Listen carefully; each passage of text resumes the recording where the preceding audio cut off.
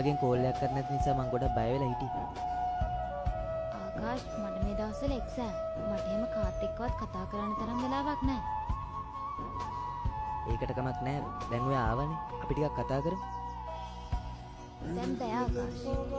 මම මගේ යාළුවොත් එක්ක ආවේ. දැන් මම යන්න ඕනේ.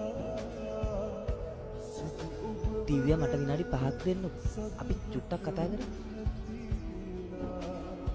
දිව්‍ය අපි යමුද? හායි. මම දිව්‍යාගේ බෝයිෆ්‍රෙන්ඩ්. නෑ මෙයා මේ විහිළු කරනවා. මේ මගේ ඉස්කෝලේ කාලේ හොඳම යාළුවා නම ආකාශ්. ආකාශ් මේ ඉන්නේ මගේ කැම්පස් එකේ හොඳම යාළුවා. එතකොට මේ අභීෂ. මෙයා තමයි මගේ බෝයිෆ්‍රෙන්ඩ්. ආකාශ් අපි යනවා.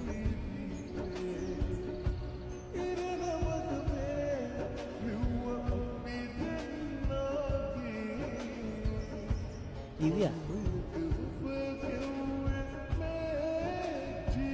ඔයාලා චුට්ටක් ඉන්න. මම ගිහින් කතා කරලා එන්න. දිව්‍යා මට ඇත්ත කියන්න. කවුද? ඒ මගේ බෝයිෆ්‍රෙන්ඩ්. මොකක්ද ඔයාලට තියෙන ප්‍රශ්නේ?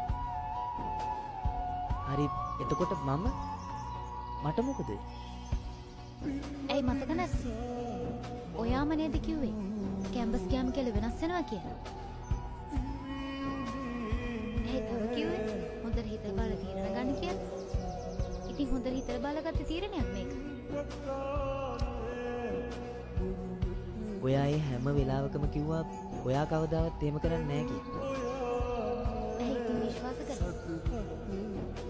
දිව්‍යා එයාට හා කියද්දි ඔයාට මාව චුට්ටක්වත් මතකුනේ නැති. නෑ. මේකත් හොඳට මතක තියාගන්න. මගේ පස්සෙන් එන්න හිතන්නවත් එපා.